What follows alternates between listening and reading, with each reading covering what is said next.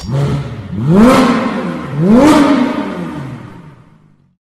guys, balik lagi di Exotic Car Spotters Bandung. Kali ini kita bakal bahas mobil ini, Mercedes-AMG A35. Dan ini adalah Mercedes-AMG paling murah yang bisa kalian beli sekarang. Nah, sebelum kita mulai bahas fitur-fitur anehnya, pertama kita harus lihat dari mana datangnya A35 ini. Kalau kalian ingat di tahun 2014, ada Mercedes-AMG A45. Ini tuh sebetulnya adiknya A45, karena untuk generasi sekarang ada juga Mercedes A45, tapi itu bakal jadi bahasan yang nanti. Tapi itu bukan Mercedes A-Class AMG pertama. Ada satu lagi Mercedes AMG A-Class yang kalian nggak tahu sebelumnya, yaitu Mercedes AMG A38 yang muncul di sekitaran tahun 2000-an. Nah, A38 ini basisnya dari A-Class yang bentuknya kayak kapsul. Kalian ingat, basically kalau kata banyak orang itu mobil merek Mercedes karena nggak kelihatan kayak Mercedes-Benz. Nah, anehnya mobil ini adalah dia punya dua mesin.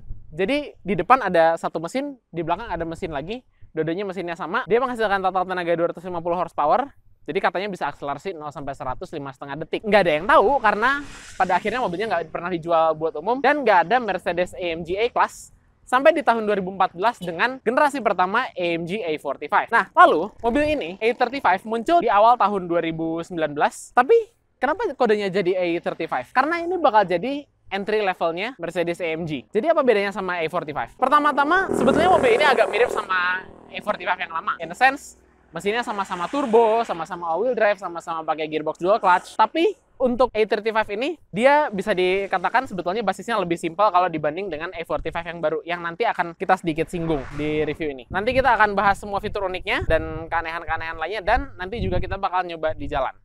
Hal pertama yang mau aku bahas dari A35 ini adalah stylingnya. Karena kalau kalian lihat dari luar, at a first glance, kayaknya nggak kelihatan kayak mobil yang spesial. Kelihatan kayak A-Class aja. Tapi kalau kalian lihat lebih detail, kalian akan mulai sadar bedanya. Untuk pasar Indonesia, AMG A35 semuanya dapat yang namanya AMG Aerodynamic Package. Yang termasuk dua flex depan ini, terus tambahan side skirt samping, di belakang ada tambahan di diffusernya, dan ada spoiler belakang ini untuk ngurangin lift di belakang. Dan semua A35 di sini dapat wheel multispoke 19 inch warna hitam ini. Personally, kalau menurutku ini desain yang bagus banget dari Mercedes. Ya, dia hatchback, oke lah. Dia hatchback, mungkin cuma kayak Volkswagen Golf atau mungkin BMW 1 Series yang baru. Tapi Mercedes berhasil bikin hatchback ini kelihatan benar-benar premium gitu. Nggak kelihatan kayak cuma sekedar Toyota Yaris yang dikasih badge Mercedes. Ini kelihatan sporty iya, elegan iya, dan aku terutama suka banget desain lampu depannya yang kelihatan mirip kayak Mercedes CLS. Jadi ini kelihatan jauh lebih upmarket. Satu lagi pembeda dari Mercedes A-Class standar, AMG A35 dapat grill twin blade ini. Nah, itu juga yang membedakan sama Mercedes A45 yang dapat grill Panamericana kayak di Mercedes AMG GT-R Pro. Oke, tadi kayaknya nggak banyak ya bahas soal eksterior, karena sebetulnya emang nggak banyak dibahas dari eksterior, karena ini A-Class. Jadi sekarang kita loncat ke interior, dan di interior ada banyak hal yang bakal dibahas. Tapi hal pertama yang mau aku bahas adalah sesuatu yang namanya AMG Emotion Start. Kalau kalian start mesinnya biasa, suaranya gitu. Nggak kedengeran spesial sama sekali. Nggak AMG banget kan? Satu hal yang penting dari AMG, seperti yang sering dibilang sama Tobias Moore sendiri, direktur dari AMG, salah satu hal utama dari AMG yang penting adalah suara. Dan so far suaranya nggak ada yang spesial ya. Nah, ada triknya. Ada yang namanya AMG Emotion Start. Yang harus kalian lakukan adalah start kayak biasanya, pencet rem, tapi kalian sambil pencet pedal dan pencet tombol startnya. Kita coba.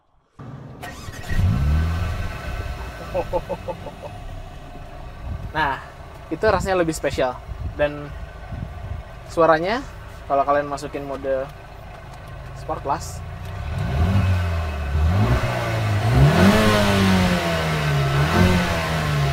untuk 4-cylinder suaranya lumayan.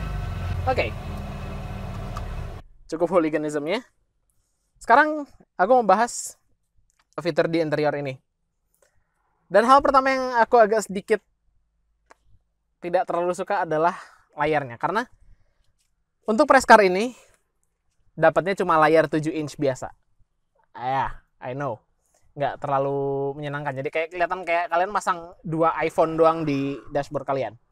Tapi tenang aja. Kalau kalian beli A35 dan pesan ke Mercedes, kalian bakal dapat layar 10 inch standar kalau untuk pasar Indonesia. Nah, untungnya Yang ini dapat fitur software baru namanya Mercedes-Benz User Experience atau kita sebut aja MBUX. Dan sistem ini mungkin salah satu sistem yang terbaik di pasaran karena pertama yang mau aku bahas, grafiknya smooth banget, displaynya full color. Dan di beberapa Mercedes lainnya kalian bisa pakai gesture control, ini nggak ada, tapi kalian bisa pakai voice control yang sistemnya nggak kayak biasanya kalau kalian pakai voice command itu kalian harus pencet tombol, terus perintahnya biasanya kaku. Di sini kalian bisa cukup panggil mobilnya dengan bilang hey Mercedes. Oke, aku kasih contoh. Hey Mercedes, how may I help you? Please turn on the ambient lighting. Can you say that again, please? Iya, itu dia masalahnya. Karena sistem ini masih sistem komputer, jadi dia masih punya kesulitan. Please turn off the voice control. Jadi itu dia masalahnya dari sistem voice command. Dia masih kesulitan untuk mendengar pembicaraan yang mungkin aksennya bukan aksen lokal Inggris. Let's try again. Hi Mercedes. What would you like to do? Set ambient lighting to blue. Okay, I am changing the color. Nice. Itu lebih asik. Nah, selain itu kalian bisa atur semuanya di sistem MBUX ini. Kalian bisa atur comfortnya di seat, lalu back home. Lalu kalian bisa lihat ke sisi performance, kalian bisa atur semuanya untuk yang konfigurasi individual di dynamic select. Lalu bisa atur untuk vehicle-nya, tapi ini harus nyala semuanya. Coba kita nyalain lagi ya. Lalu di center console ini ada yang namanya AMG Dynamic Select. Ini kita pernah bahas sebelumnya di Mercedes AMG GT-R Pro. Jadi kalian bisa pilih driving mode kalian. Mulai dari slippery ini kalau misalnya cuacanya lagi basah banget. Ya, I know ini mobil ada 4-wheel drive, tapi cuaca basah tetap aja nyeremin. Lalu kalian juga bisa pilih mode individual. Kalian bisa pilih pengaturannya. Kalian mau mesinnya yang powerful, gearbox yang paling agresif, itu semua terserah. Lalu ada mode comfort, biasa comfort, mode sport, dan sport plus. Oh, sport plus malah bunyinya keras banget. Nice. Terus di sini juga kalian udah bisa pakai Apple CarPlay, Android Auto. Nah, yang menarik lagi, kalian sebetulnya nggak perlu pakai trackpad ini. Kalau kalian mau ngatur, kalau kalian penumpang mungkin gampang pakai ini. Tapi mungkin kalian kalau lagi nyetir kalian bakal terdistraksi. Tenang aja. Di AMG steering wheel baru ini ada trackpad sama kayak di AMG GT-R Pro kemarin. Kalian bisa pilih menunya lewat sini. Ini sebenarnya enak banget dipakai. Semuanya bisa diatur lewat steering wheel. Lalu kalian lihat display ini. Display ini juga configurable semua. Kalian bisa milih apa yang mau kalian tunjukin di display. Apakah driving mode, apakah G-force meter, boost mesin kalian. Jadi dashboard ini benar-benar configurable. Kalian juga bisa lihat navigation lewat sini. Jadi pada intinya sistem MBUX ini memudahkan hidup kalian kalau dibandingkan dengan sistem yang komentar lebih dahulu. Ini lebih natural, lebih alami, displaynya juga lebih enak dilihat. Overall, menurutku MBUX ini mungkin sistem terbaik yang ada di dunia permobilan saat ini. Dibandingin sama iDrive-nya BMW, mungkin lebih bagus MBUX sekarang karena BMW menurutku displaynya cenderung lebih kaku. But either way, aku tetap suka yang ini. Hal lain dari interior ini, joknya enak. Ini sport seat.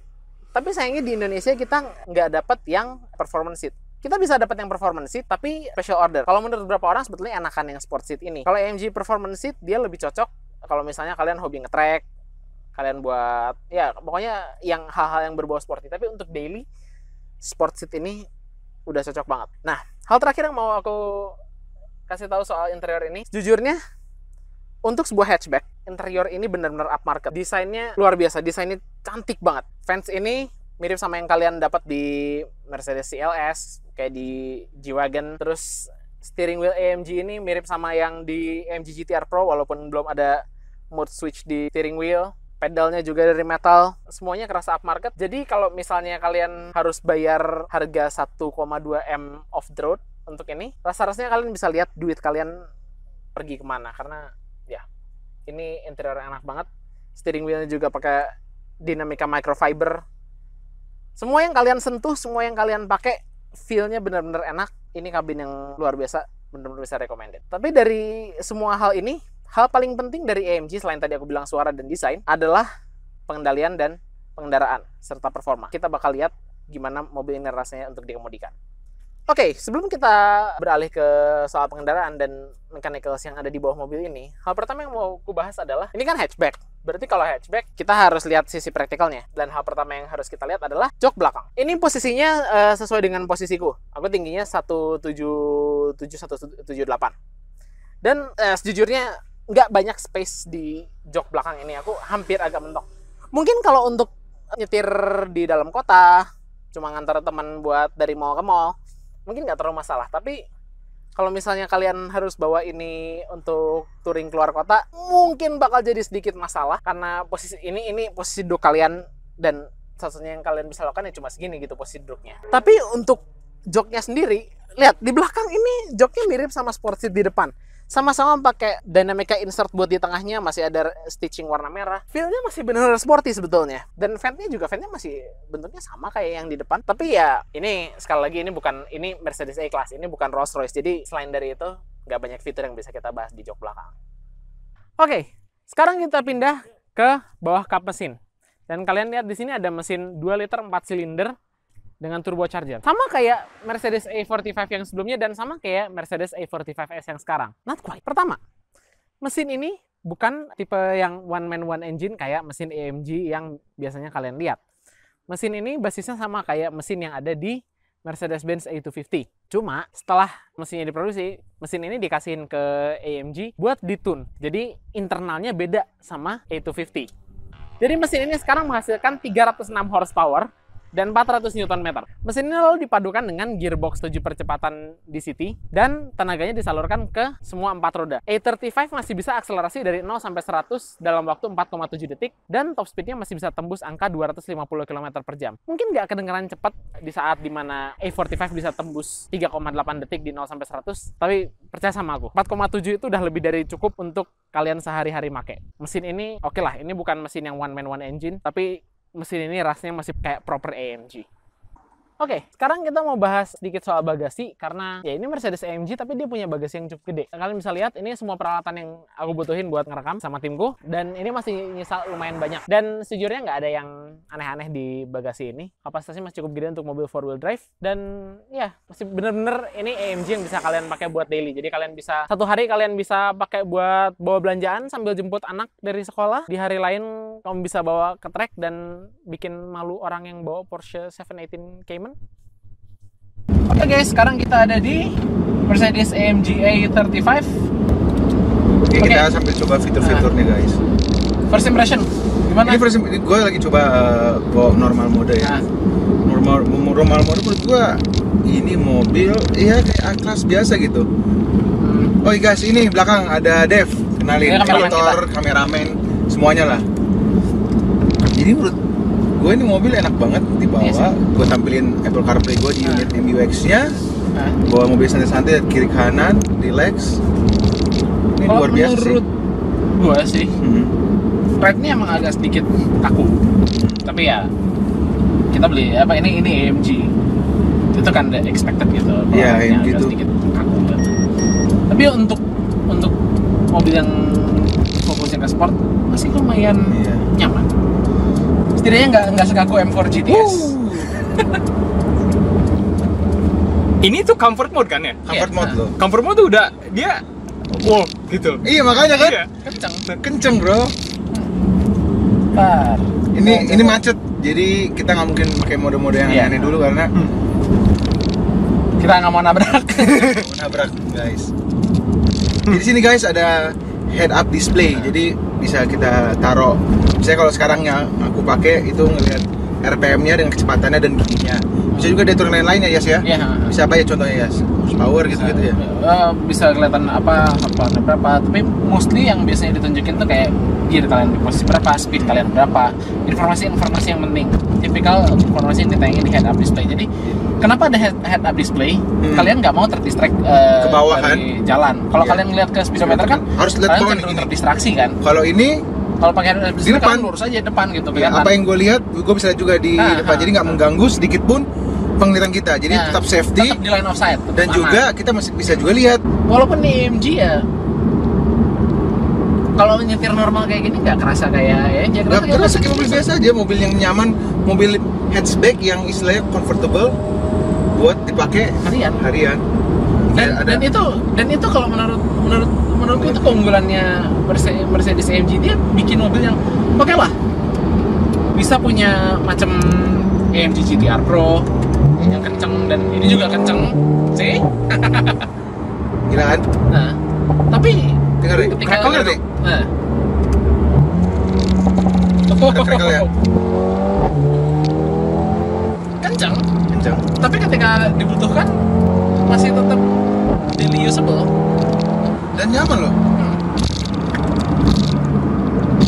Oke, itu kenceng.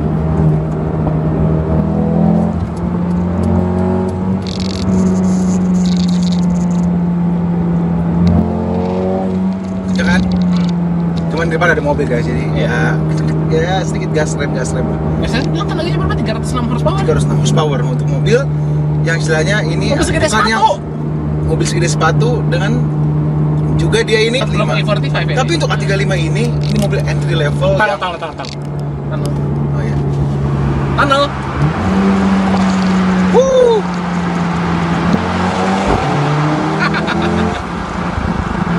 Tunnel, ya benar. Tunnel. Kalau kita masuk ke mode comfort lagi. Comfort lagi.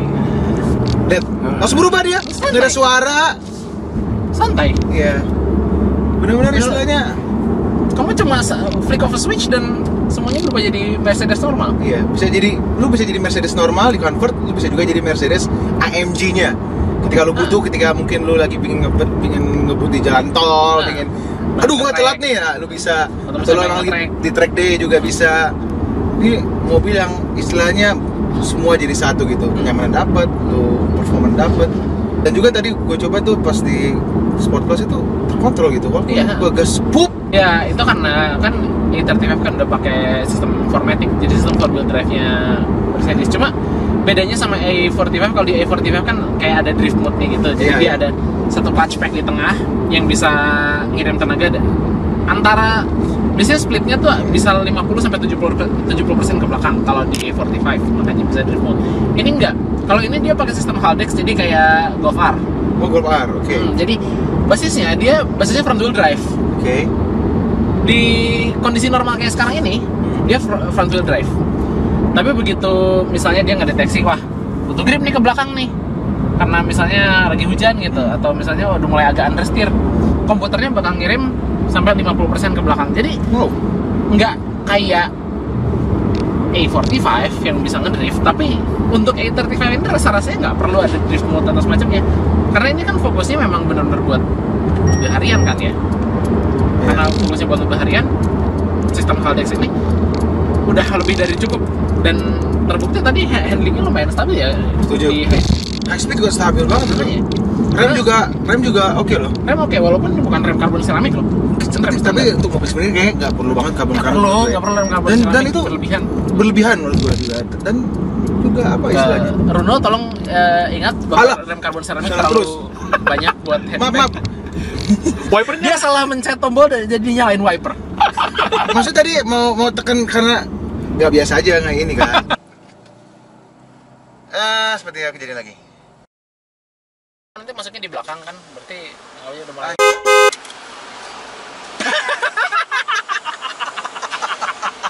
Nyampe nggak?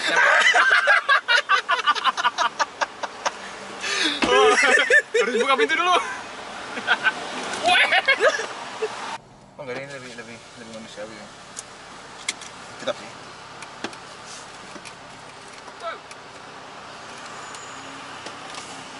Pendek.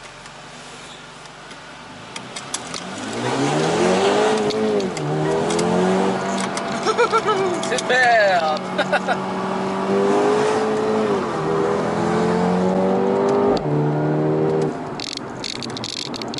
Coba kita diam ya, silent ya. ini loh apa? Gitu ya. Crackles-nya itu ya. Crack gitu. Wih. Dia tetap nyaman deh.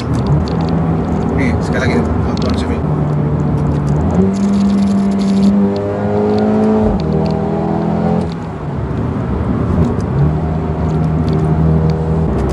Ya, untuk entry level worth the money lah ya. Teman-teman ini. AMG paling murah loh guys, ingat ya, AMG paling murah. Dan lu bisa dapetin fitur AMG kayak gini. Bukan cuma emblem AMG. Jangan percaya sama orang yang bilang ini, ini bukan AMG. Oh, tadi gua belum shift. Lupa. Sorry guys.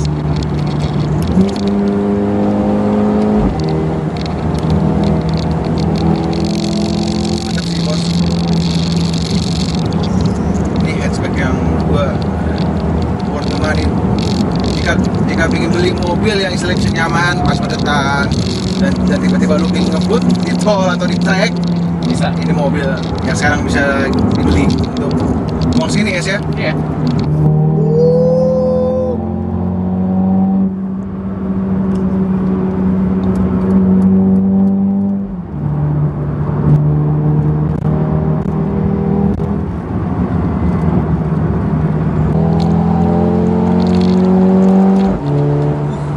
Yang paling gue suka itu entah ini suara direkam dari luar atau bagaimana, suara si Crackle. Cuman kalau asli gila juga sih ya. Iya. Cuman ya kalau personal gue sih gue nggak suka suara yang direkam ya. Suara yang asli bro, ya nggak? Setidaknya si AMG Crown Sound ini dia pakainya mikrofon yang rekam live. Ya kayak another car company yang pakai suara yang udah direkam sebelumnya terus dimainin lewat speaker. Nah itulah makanya. Karena tadi dibilang unsur yang nomor 7 itu apa? Suara. Suara itu bagian dari experience dan menurut AMG itu salah satu experience yang paling penting. Makanya kalau kalian dengar yang V8, suaranya gila begitu. Ini kursi suaranya begitu. Dan setelah, nah ini tanda. Oh, tanam.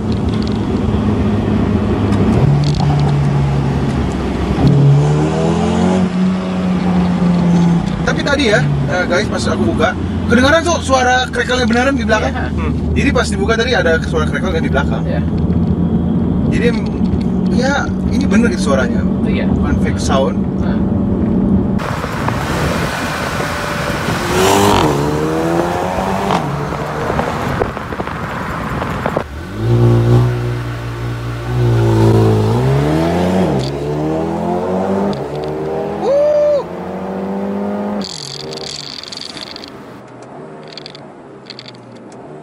Gila cuy. Oke guys, kita cobain fitur yang agak lucu. Bukan lucu sih, sebenarnya keren tapi Unik. agak mengerikan juga, mengerikan juga. Jadi namanya automatic parking. automatic parking. Kita tekan tombol di sini. Nih, Ya, di nih sini. ada tombol P nih. Nih, Ada tombol P. P nih. Ya kan? Oke, nanti dia sistemnya bakal Ah. scanning tempat parkir. Nah, ini kita ini ya tekan ya. Oke. Ini posisi kita mundur kan? Oke, ha. Kita masukin ke gigi R nih. Gue ngapa-ngapain. Lihat kaki aku nih. Lihat. Tuh, mobilnya gerak sendiri. Boleh gerak sendiri. Sama sekali nggak ngapa-ngapain. Ups. Aku takut aja, ha. Dia. Nih kaki aku naik nih. Ya kan? Agak serem sih sebenarnya. Oke. Dia akan ngambil kiri. Aku cuma ngerem untuk memastikan bahwa ini sudah benar. Mantap kan? Salah satu yang unik adalah ketika parkir, ya, sisi yang paling besar adalah sisi driver nih. Dia prioritas sisi driver karena Kenapa sisi driver? karena driver kan selalu ada. Masa mobilnya nyetir sendiri kan nggak Iya, lucu. jadi paling besar sebelah kanan gitu loh. Intinya. Sebelah kiri agak sempit ya kan ya, coba sempit nggak? Ntar, coba lu. Iya, masih bisa sih tapi Agak sempit ya. Salah satu fitur yang keren tapi ya Serem juga sih. agak serem juga ya. Nah. Mantap. Itulah tadi Mercedes AMG A35. Banyak di antara kalian mungkin yang masih bilang, ini cuma baby AMG, ini bukan AMG asli, mesinnya bukan one-in-one engine, ini nggak worth it. Coba dulu. Kalian harus coba ini dulu, baru kalian ngerti seberapa asik mobil ini. Aku udah nyoba dan sejujurnya aku harus bilang, AMG udah melakukan pekerjaan yang sangat bagus untuk A35 ini. Dia masih kerasa kayak proper AMG, kenceng, tapi juga masih enak buat dipakai harian. Jujur aja aku sangat approve untuk A35 ini. Kalau kalian memang nggak bisa untuk ngeluarin duit banyak-banyak untuk A45, A35 ini bakal jadi pilihan yang kalian pokoknya kalian nggak akan salah pilih lah. Jadi Mercedes, kira-kira kapan mau datengin A45? Penasaran pengen nyoba A45 yang baru? Please. Sekian dari kita, tim Exotic Car Spotters Bandung. Aku Tias. Sampai ketemu lagi di video berikutnya. Ciao!